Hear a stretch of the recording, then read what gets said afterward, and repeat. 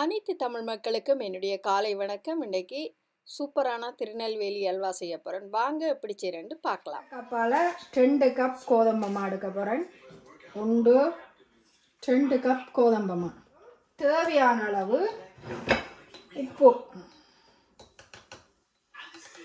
நான் ஒரு அரை டீஸ்பூன் உப்பு போடுறேன். பச்சை தண்ணி விட்டு குழைக்க போகிறேன். கொஞ்சம் கொஞ்சமாக தண்ணி விட்டு ரொட்டி பதத்தை குழைக்கும். இதுக்கு மேலே தண்ணி ஊற்றி மூடி இதை மூடி தண்ணி ஊற்றி வைக்க போகிறோம். மூடி தண்ணி விட்டாச்சு. இதை அப்படியே மூடி போட்டு மூடி ஒரு 5 மணித்தியாலம் இதை இப்படியே வைக்க போகிறோம். மா ஊற வச்சாருக்கு. இந்த மா ஊறி இப்படி சாதுவாக பாருங்க மேலால மிதந்து வருது. இந்த தண்ணியில் நாங்கள் கோதுமை பாலை கரைச்சி எடுக்கலாது. இதை வெளியில் ஊற்ற போகிறேன். ஊற்றிட்டு நான் எந்த கப்பால் மா எடுத்தனோ அந்த கப்பால் ஒரு 5 டம்ளர் தண்ணி எடுத்து வச்சுக்கிறேன். அது இங்கே இருக்குது. இதை வெளியில் ஊற்றிட்டு இப்போ இதுக்குள்ளே இந்த 5 டம்ளர் தண்ணியையும் விட்டு இதில் பாலை, இந்த கோதுமை மாவில் இருக்கிற பாலை கரைச்சி எடுக்க போகிறேன்.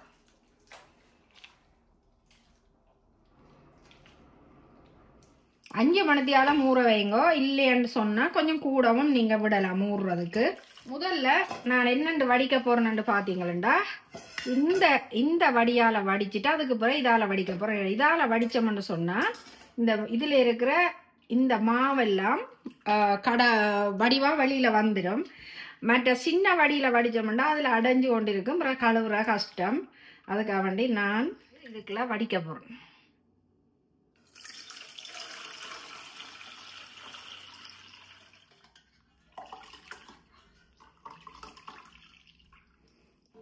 இதுக்கு வடித்தோம்னா இதில் இருக்கிற சின்ன சின்ன கட்டைகள் எல்லாம் வந்துருப்பேன். எங்கள்கிட்ட 2 கப்பு மாவில் கோதுமை பால் இந்த கிளாஸுக்குள்ள வந்திருக்கு. இந்த கிளாஸில் இதுக்காக 1 கப் சீனியை இந்த சட்டியில் போட்டு இப்போ கேரமல் செய்து எடுக்க போகிறேன்.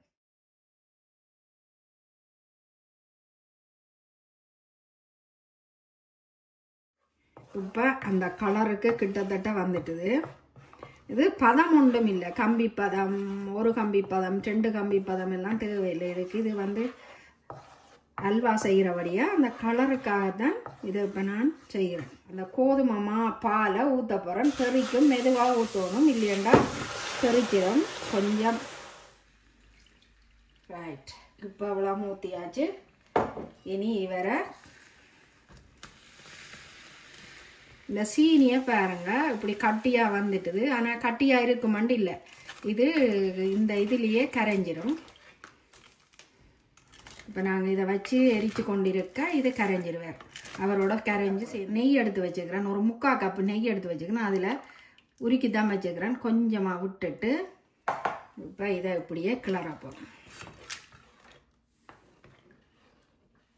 உங்களுக்கே தெரியும் பார்த்தா கலர் எப்படி வருதுண்டு. ஏலக்காய் தூளை உரல்ல இடித்து வச்சுருக்கிறேன். அதில் கொஞ்சமாக தூவி விட போகிறேன். இப்போ இனி சீனி கரைஞ்சொன்று வந்துட்டுது. இப்போ நாங்கள் என்ன செய்ய போகிறோம், இதுக்குள்ள நெய் விட போகிறோம். நெய் விட்டு கொஞ்சம் நல்லா அடிப்பிடிக்காமல் இருக்கிறதுக்காகத்தான் இந்த நெய்யை விட போகிறேன். போட்டு கிண்டி எடுக்க போகிறேன். இனி கொஞ்சம் நான் என்ன செய்ய போகிறேன்னா நெருப்பை குறைக்க போகிறேன். இப்போ பாருங்கள் உப்பு தேவையான அளவு போட்டாச்சு. இப்போ இது கொஞ்சம் முறுகி கொண்டு வர நான் சீனி போட போகிறேன். சீனி 1 சுண்டு கோதுமை மாவுக்கு 2 சுண்டு சீனி போடலாம். நான் எடுத்து வச்சிருக்கிற சீனியை இதுக்கு போட்டு கிளறுவேன் கொஞ்சம் கொஞ்சமாக. அப்போ இது இப்போ தண்ணி விடும் திருப்பி. அப்போ அதுக்கு நல்லா கிண்டி கொடுக்கணும் நாங்கள். இப்போ இதுக்குள்ளே மிச்ச சீனியையும் போட போகிறோம்.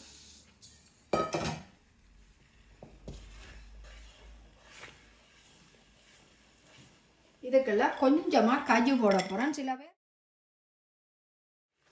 அப்படியே இந்த அகப்பையோட அப்படியே சுற்றி வரணும். அப்போ தான் அந்த பதம் சரியான பதமாக இருக்குது. சூப்பரான அல்வா ரெடி ஆகிட்டுது மக்களே. இதை நான் இன்னொரு பாத்திரத்துக்கெல்லாம் மாற்ற போகிறேன்.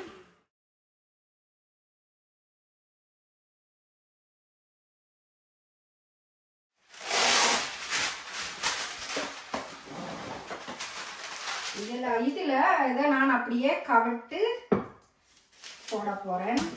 இப்படியே பீஸ் போட போறேன்.